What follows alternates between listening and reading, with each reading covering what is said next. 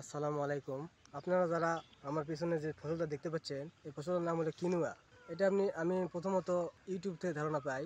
এরপরে আমি ওই সুদূর পঞ্চগড় থেকে এক সেনা কর্মকর্তার কাছ থেকে আমি এটা সংগ্রহ করি, ফসল চাষ করেছি। এটা প্রায় 3 মাসের মতো হয়ে আসছে। আর প্রায় কিছুদিনের মধ্যে আমি সংগ্রহ করব, করে এটা বাজারজাত বলতে লোকাল বাজার নেই। এটা প্রায় অনলাইনে বিক্রি করার মতো। এটা পুষ্টিমান সম্পন্ন।